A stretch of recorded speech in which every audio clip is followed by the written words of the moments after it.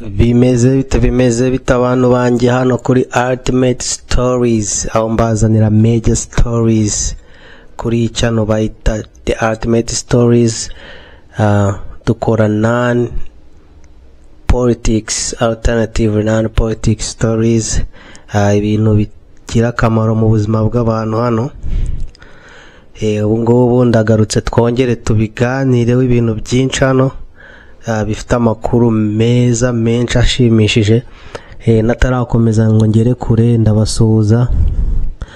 Nanone ni Modest Wonzi ugarutse hano kubaha major stories. Icyo kunywa kitabura ku birori. Ni njyewe rwose witeguye kubaba hafi, nkabaha the story dushimishije cyane hano. Hano uyu munsi tuvuge kuki. Uyu munsi reka turebe ku bintu byerekeye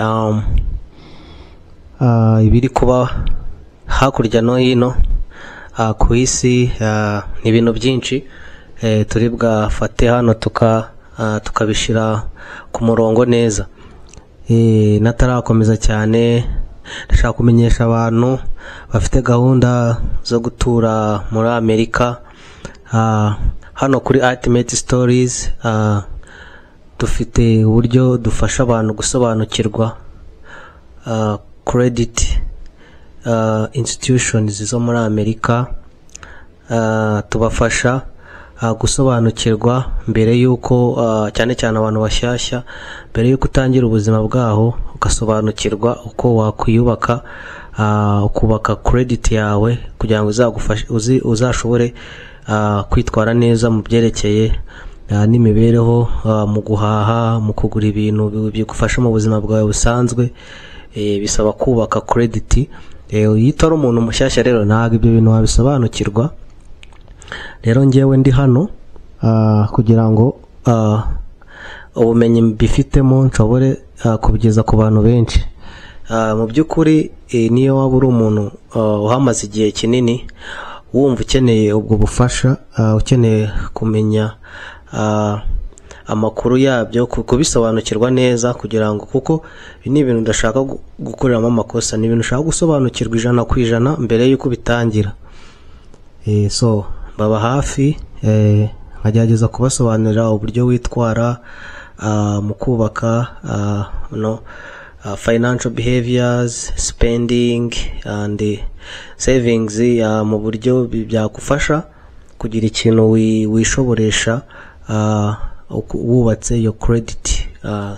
Ni credit wubaka ukabisobanukirwa neza ku buryo ugabanya amakosa mu gihe gikenewe, kuko iyo harimo amakosa bigusaba kubikosora kandi byagutwara igihe kinini. So njyewe ndi hano kugira ngo nshobore kugira abo mfasha. Wumva ari ikintu wiyumvamo ukeneye kugira ngo usobanukirwe, wangiraho, wansanga kuri TikTok Mode the Emperor, wakanyuriza direct message, tukareba ukuntu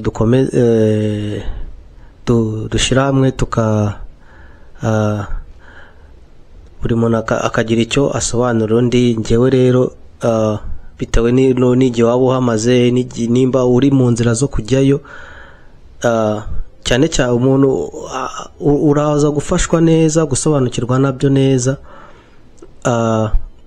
uri gutegura kujyayo. Ariko niwaba warahageze uhamaze igihe gitoya, utangira gusobanukirwa n'abantu baho, hari ikintu bakuganizaho, ndavugisha ukuri hano ntago umuntu azagusobanurira ibyo ukeneye kumva, ariko njyewe nzagusobanurira ibyo ukeneye kumva kandi bizakugira akamaro. So byaba byiza rero ukangeraho kuri TikTok Mode the Emperor, ukama direct message, tugashobora guhuza neza, nkagira icyo nagufasha kandi cyakugira akamaro mu buzima.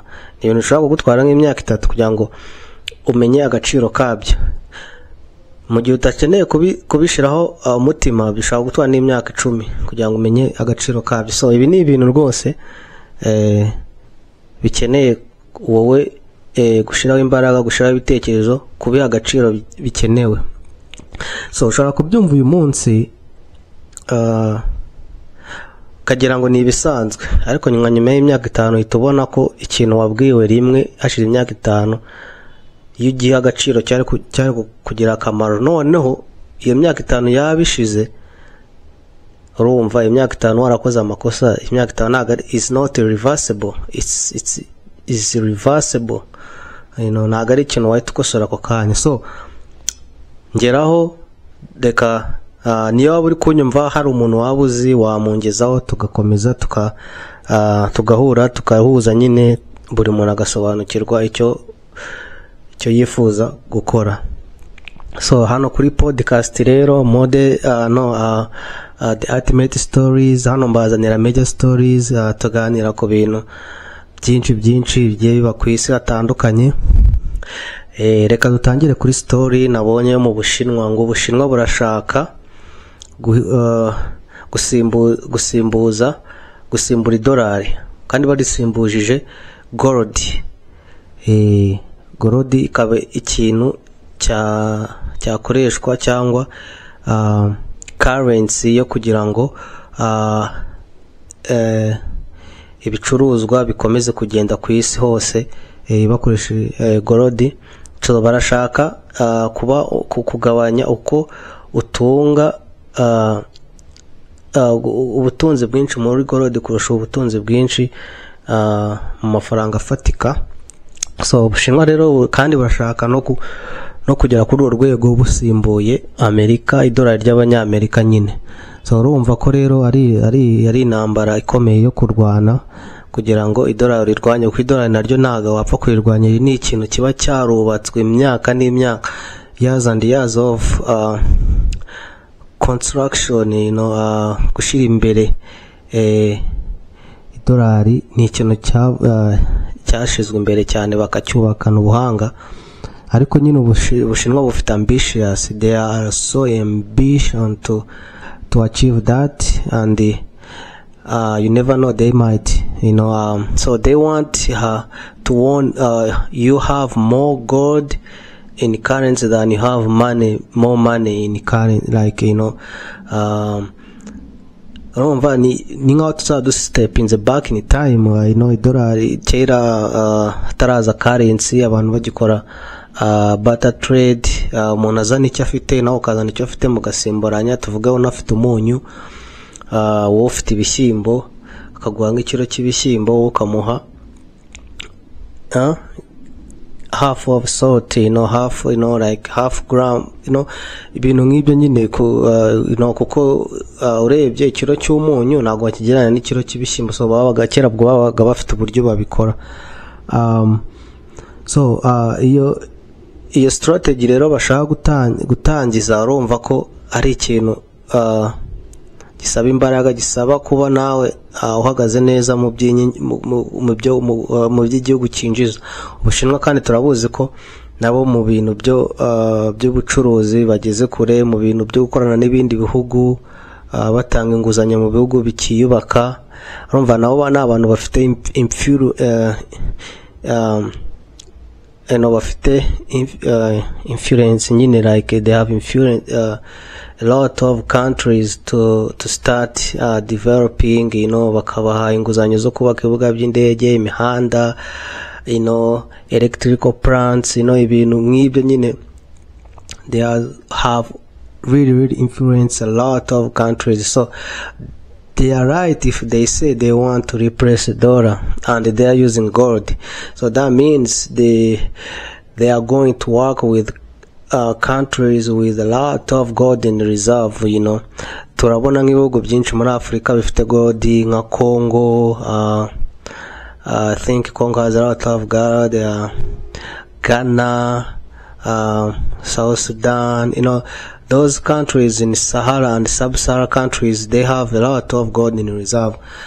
So urumva ko kandi Ubushinwa bwubatse influence ikomeye nyine muri Afrika. So ni ibintu byatanga icyizere, ariko baracyari kure. Ntabwo ari ibintu nahitamo icyizere ko byashoboka vuba, ariko burya biruta bireke umushinga uba mwiza wawe utangiye kuruta kuwicarana, ariko iyo bitangiye aba ari ikintu gikomeye. Ariko they have to deal with a competition from USA.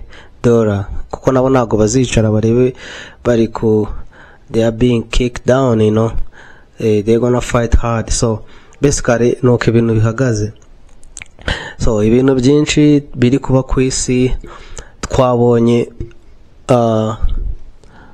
umuna Uganda watowe kuba meya w'umujyi wa New York. He was nominated, and then in election campaign he was they voted out, they voted him to become a mayor. So this a guy who's a Ugandan. He speaks really African language, like, in Uganda, like one of the native languages in Uganda, which is called the Luganda. This guy is total African, and he has roots in Asia too. So this is a great milestone for some people, across the world. This is a very great influence to people who are trying to better their life across the world.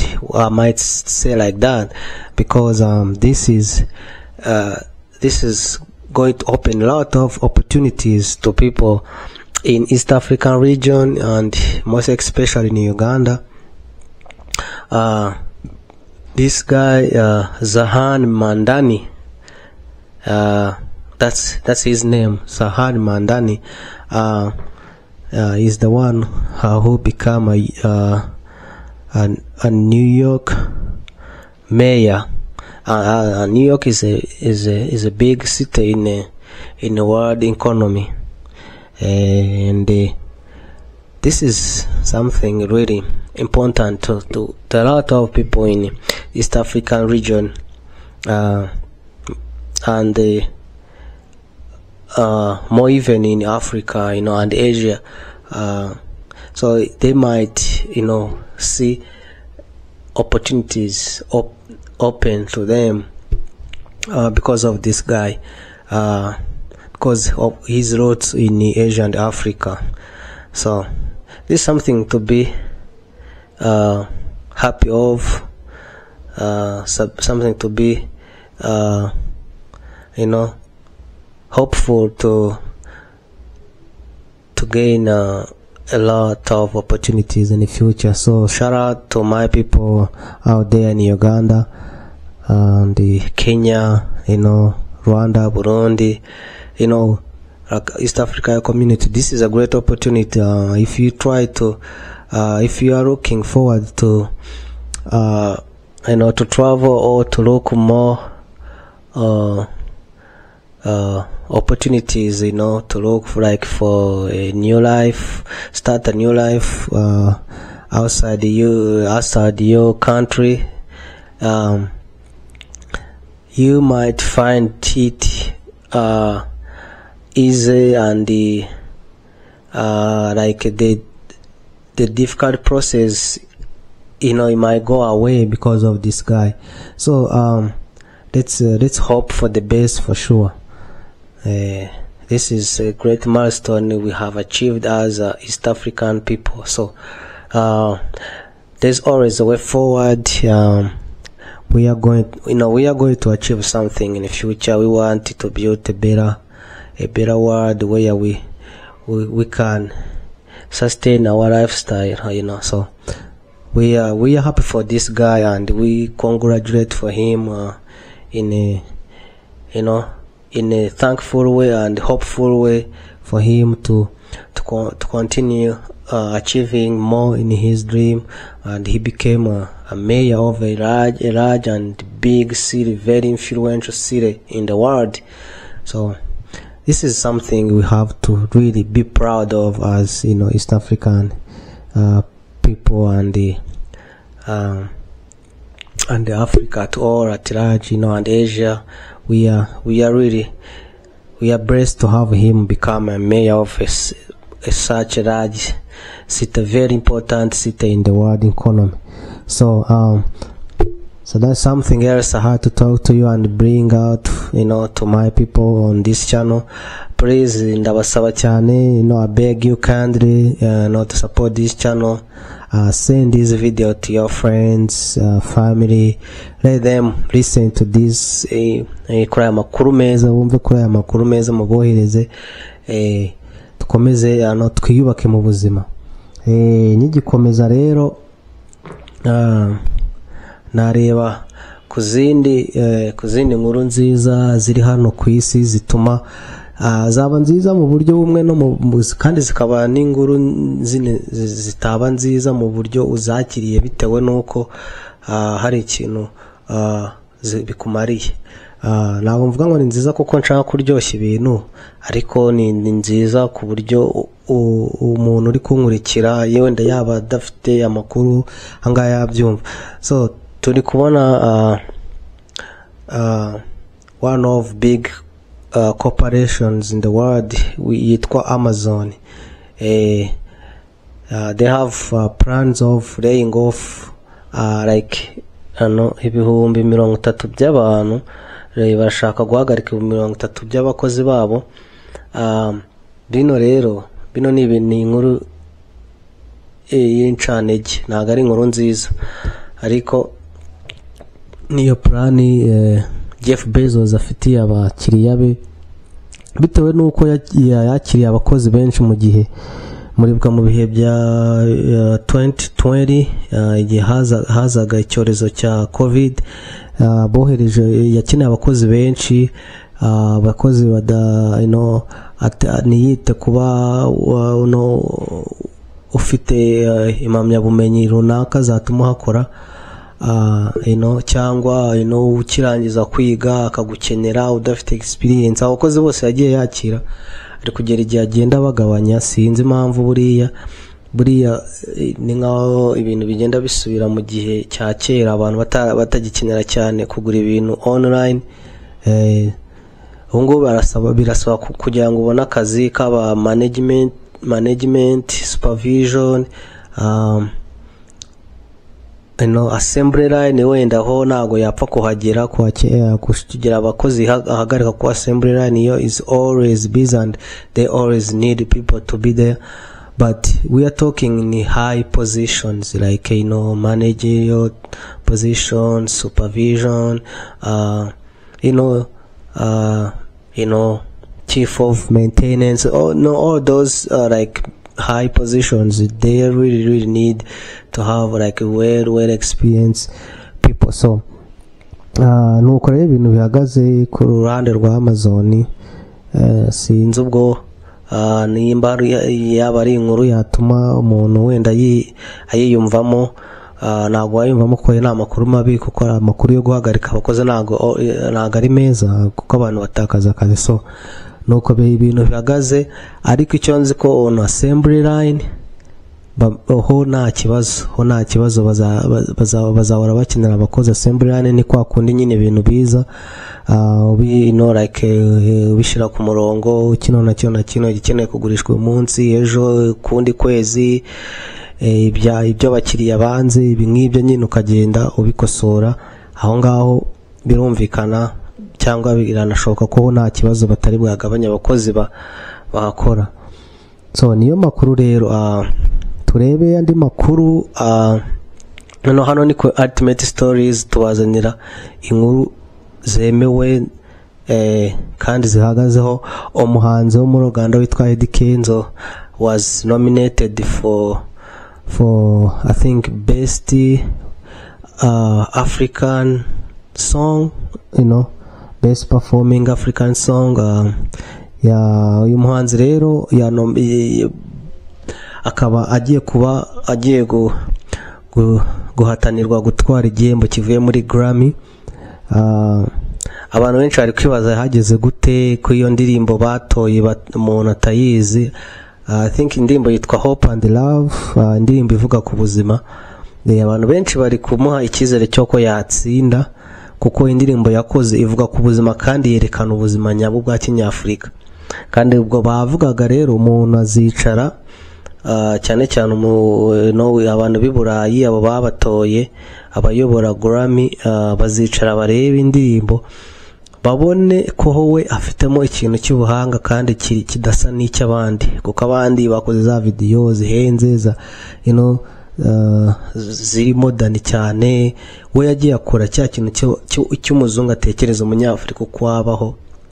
Iyo ndirimbo rero abantu mwayisacinga, Hope and Love niko yitwa, I believe. Sindayumva nanjye ku giti cyanjye, niyo mpamvu abantu benshi bibaza ko iyi ndirimbo itazwe kuki yatowe, ariko bo ntago ari cyo bareba batora